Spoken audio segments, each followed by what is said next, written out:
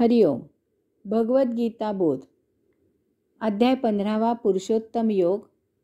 योगदा श्री जयगणेश जोशी यांनी केलेले निरूपण. ओम श्री परमात्मने नमः. अथ पंचदशोऽध्यायः. जय योगेश्वर. परम आत्म्याला नमस्कार. अध्याय 15, श्लोक क्रमांक 9. श्रोत्रं चक्षुः स्पर्शनं च रसनं घ्राणम् एव च अधिष्ठाय मनः च अयं विषयान् उपसेवते. हा जीवात्मा मनाचे अधिष्ठान ठेवून कान, डोळे, त्वचा, जिव्हा आणि नासिका याद्वारे विषयांचे सेवन करतो. संचित झाकोळलेल्या अवस्थेत जेव्हा जीवात्मा नवीन देह धारण करतो त्यावेळीही गतजन्मांप्रमाणेच तो कान, डोळे, त्वचा, जिव्हा आणि नासिका या पंचज्ञानेंद्रियांद्वारा मनाची गुलामगिरी पत्करून भौतिक विषय वस्तूंचा उपभोग घेतो. यामुळे गतजन्मीचे संचित संपुष्टात येण्याऐवजी त्यात याही जन्मी नवीन भोगांची भर होते. वास्तवात आयुष्य जगताना मानवाला चांगला भरपूर अनुभव आलेला असतो की भौतिक वस्तुजगताचा कितीही उपभोग घेतला तरी कधीही तृप्ती मिळत नाही आणि कितीही नवनवीन उपभोग घेतले तरी तृप्ती मिळणे शक्यही नसते. कारण एक उपभोग अनेक नवीन भोगांना जन्म देत असतो. परमात्म्याने मानवी शरीर उपभोगात रममाण होण्यासाठी दिलेले नाही. मानवेतर योनीत उपभोग घेऊन झालेले असतात. या भौतिक भोगापवर्गतेमुळे मानव केवळ दुःख आणि दुःख झेलत आयुष्य कंठत असतो. कारण सौख्य तात्पुरते असते, त्यामुळे कोणतेही सौख्य त्याला शेवटी दुःखातच ढकलत असते. मानवाची अवस्था महाविलक्षण आहे. मानव भोग उपभोगत नाही तर ते भोगच त्याला उपभोगत असतात. त्याने केलेले तप त्यालाच तप्त करते आणि तापदायक होते. काळ संपण्याऐवजी तोच संपतो आणि कालवश होतो. तृष्णा जीर्ण शीर्ण आणि क्षीण होण्याऐवजी तोच जीर्ण शीर्ण आणि क्षीण होतो. यामुळे भोग उपभोगून त्याच्या कामना शमत नाहीत. तर अग्नीत तुपाची आहुती घालून जसा अग्नी जास्तच भडकतो त्याप्रमाणे भोग उपभोगून त्याच्या कामना जास्तच प्रबल होतात आणि भडकतात. यास्तव देहादी इंद्रियांना काबूत आणण्याचा प्रयास करू नये. त्यांच्यापासून मुक्त होण्यासाठी प्रयत्न करावा. आपण वासना धरलेल्या असतात त्या सोडाव्यात. त्यासाठी भगवंत श्रींची वासना धरावी. एखादी वस्तू दिसली तर त्यात डोळ्यांचा दोष नसतो. ती वस्तू दिसल्यावर आतून जी भोगवृत्ती उफाळते ती भोगवृत्ती दोषी असते. त्यापासून सुटका करून घ्यायची आहे. पंचज्ञानेंद्रियांना भगवंत श्रींचा विषय द्यावा. डोळ्यांनी त्यांचे दर्शन घ्यावे. मुखाने त्यांच्यावरील ग्रंथ वाचावेत. जिव्हेने त्यांचे गुणगान गावे. कानांनी त्यांचे कीर्तन ऐकावे.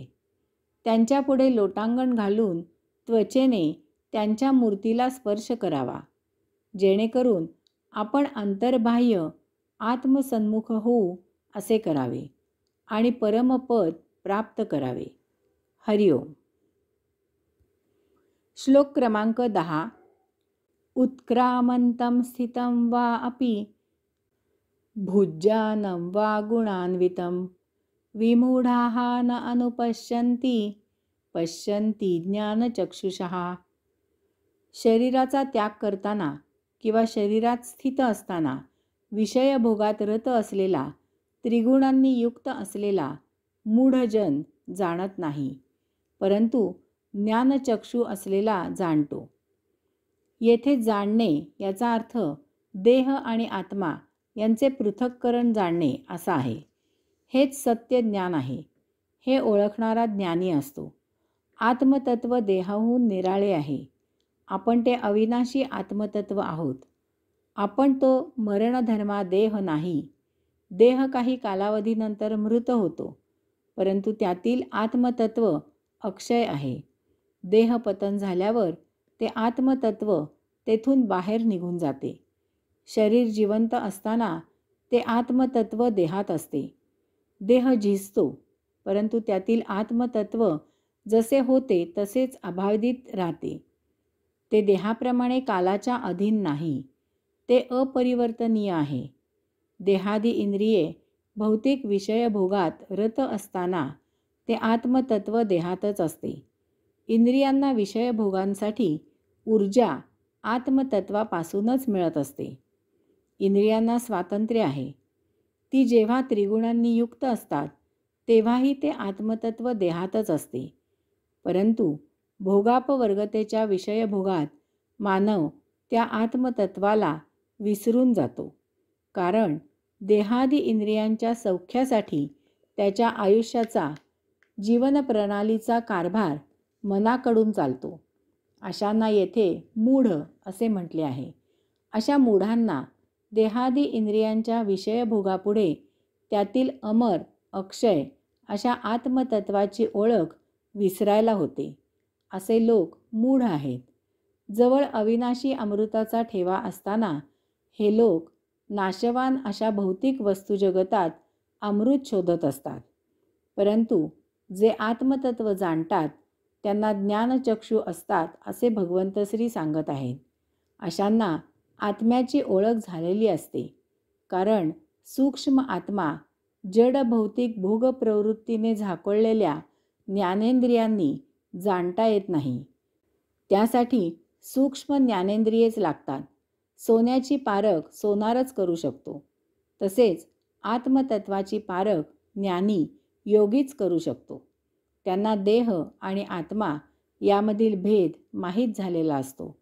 असे लोक देह जीवित राहण्यासाठी आणि देह जीवित राहण्यापुरताच आवश्यक त्या भौतिक वस्तुजगताचा उपयोग करतात. त्यामुळे ते अनासक्त असतात. ते गुणातीत असतात. विषयभोगात रत न राहता देहादी इंद्रियांचा उपयोग ते आत्मतत्व शोधण्यासाठी साधना करायला करतात.